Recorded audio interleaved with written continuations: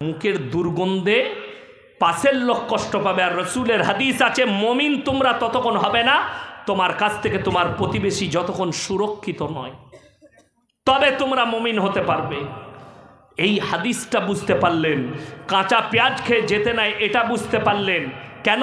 মুখের দুর্গন্ধ বের হবে। আর বিড়ি সিগারেট গুটকা খেলে আতরের মতো সেন করে। তো মুসল্লির কাছে 5 মিনিট থাকবেন। ক মিনিট বললাম?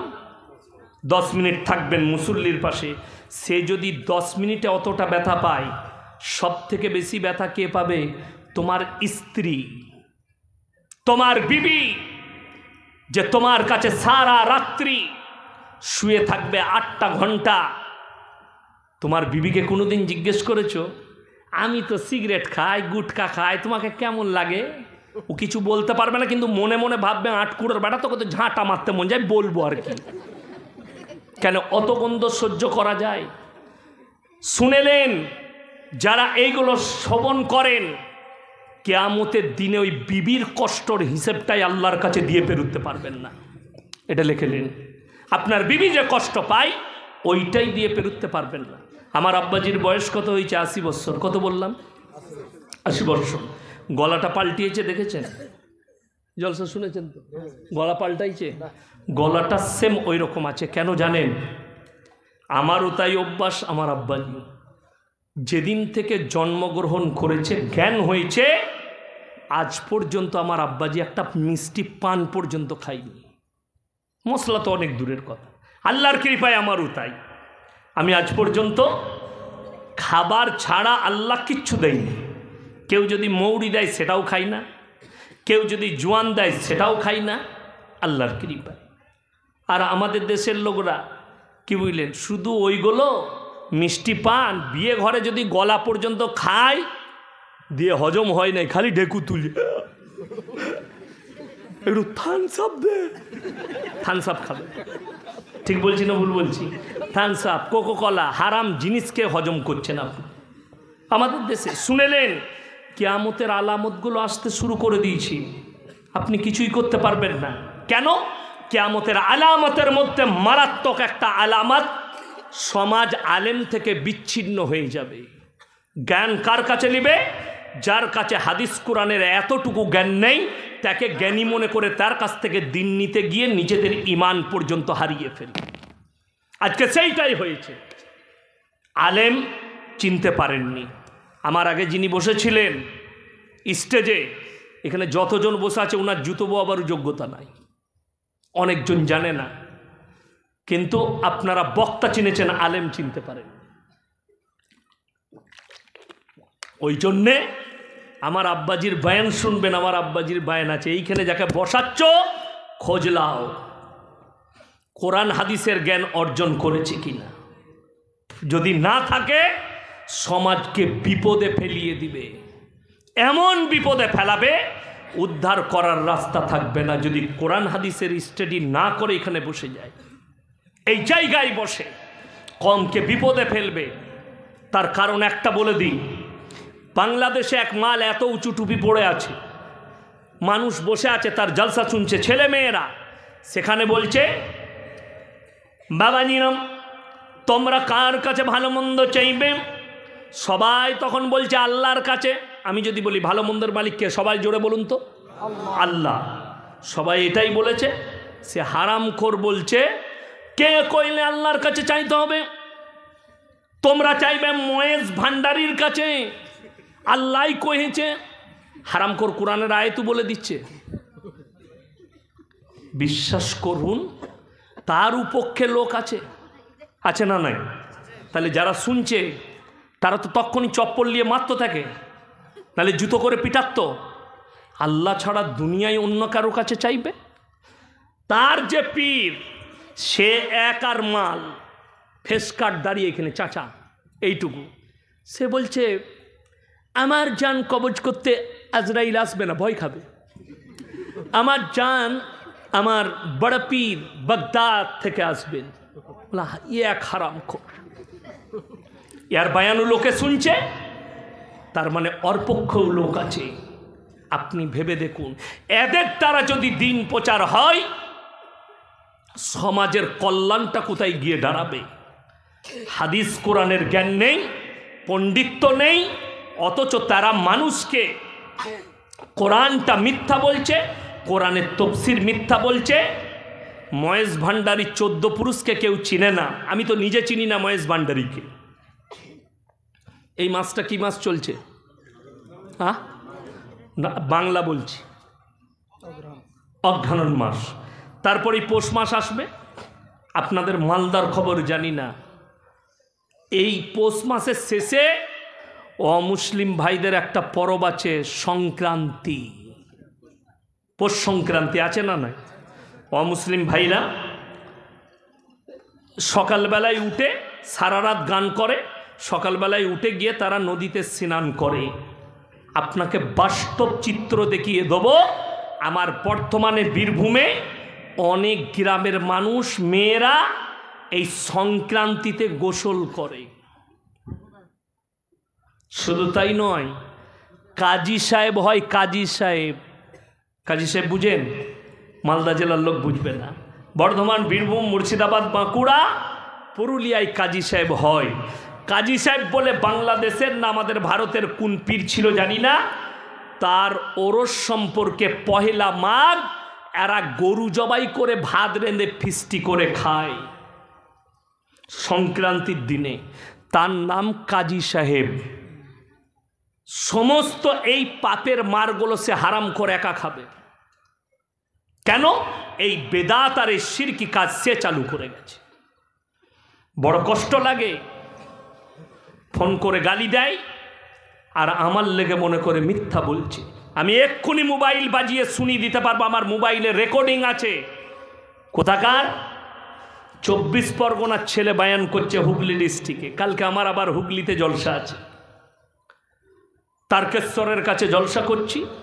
আমার আগে বায়ান করছে, আমি যেমন আমার আগে বক্তা বায়ান করছিলেন, আমি কামরায় শুয়েছিলাম, তো আমার আগে বায়ান করছে, আমার থেকে বয়সে ছোট।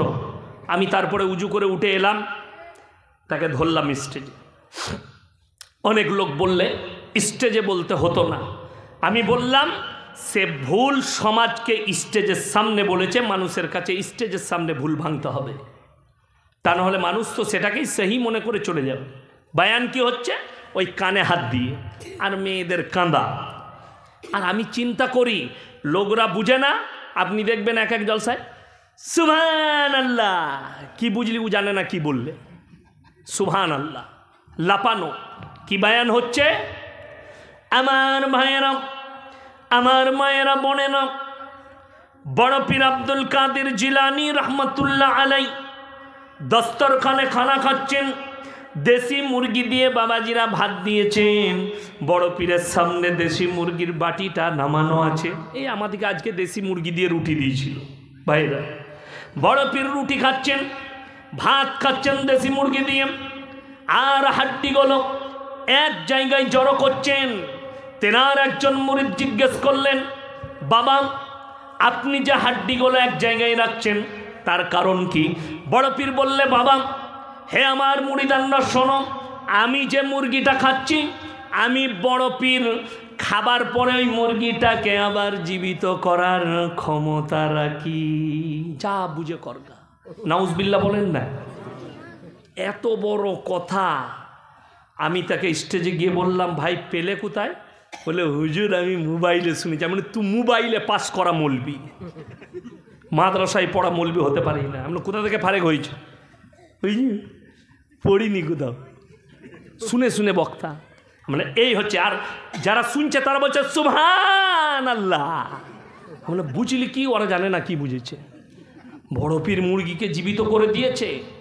এখানে এতগুলো মৌলবি বসে আছে, আমি চ্যালেঞ্জ ছুড়ে গেলাম, একটা শুধু এনারা নয়, গোটা পশ্চিম বাংলা নয়, গোটা হিন্দুস্তানের কোনো আলেম যদি আমাকে একটা হাদিস দেখাতে পারেন, জয়ীফ হাদিস যদি দেখাই, আমি ভুল স্বীকার করে নেব স্টেজে বাই ক্যামেরা যে নবী আকরাম সাল্লাল্লাহু আলাইহি সাল্লাম দুম্বার মাংস খেয়েছেন।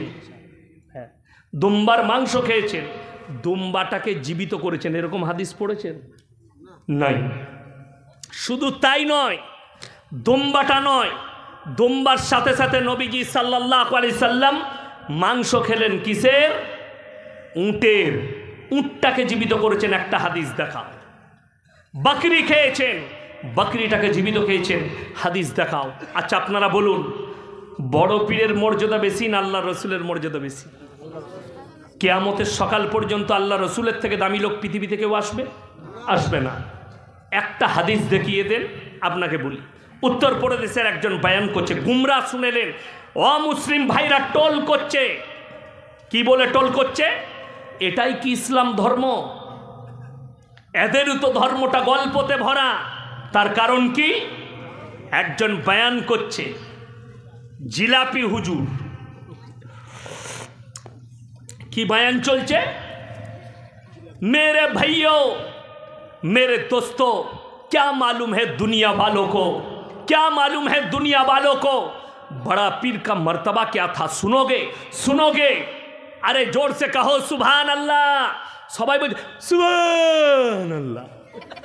কি বলে? যে বলছে সেও জানে না। কি বললেন? ওই জন্য তো কিছুদিন আগে, 2 সপ্তাহ আগে, আমি সেই দিনের ডালখোলার কাছে ছিলাম। পুরুলিয়ায় একটা প্রোগ্রাম হচ্ছিল। একটা গজলওয়ালা আছে, গজল পড়ে, উগান্ডার মাল, কালো জংজঙ্গে, আফ্রিকা থেকে এসে গুজরাটে থাকে, 70,000 টাকা বাজেট। তাকে যদি জিজ্ঞেস করা হয় তুমনে ক্যা পড়া, তো ও নিজেও জানে না ও কি পড়ছে। মাইকের ইকো হাতে বাড়াচ্ছে, অলি অলি অলি অলি অলি অলি অলি অলি অলি অলি অলি অলি অলি অলি অলি অলি। শালা এটা গজল, নাউজবিল্লাহ। হ্যাঁ, তো একজন ওই জিলাপি হুজুরদেরই মুফতি ধরেছে তাকে, বললে আপ ये पढ़ रहा है, ये पढ़ रहे हैं, कल देवबंदी वाले, कल अहले हदीस वाले क्या कहेंगे, इनका जलसा मजाक बन चुका है।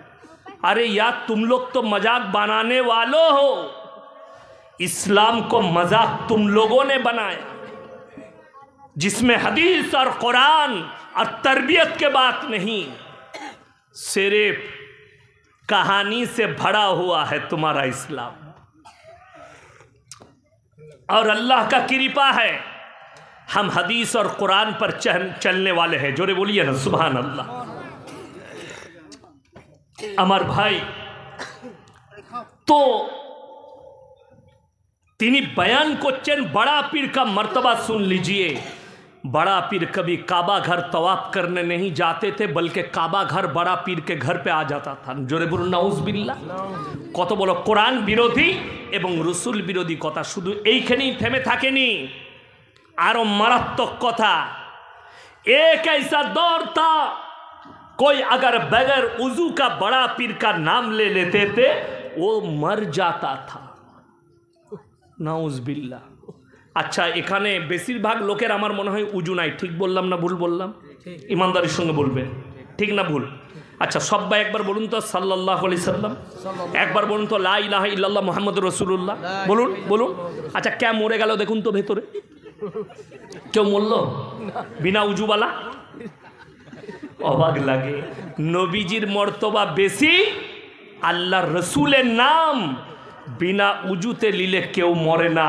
আর যদি এটাও কেউ দেখাতে পারে কোনো মৌলবি যে রসুলের যুগে বিনা উজুতে আল্লাহর নবীর নাম নিলে মানুষ মারা যেত, তাহলে আমি ইয়াসিন সমাজের বুকে জীবনে আর বক্তব্য দেবো না। এটা আমার চ্যালেঞ্জ। এইটাই শেষ জলসা হবে। কাল থেকে বাড়ি ঢুকে গিয়ে মাদ্রাসার ক্লাস করবো আর ব্যবসা করবো।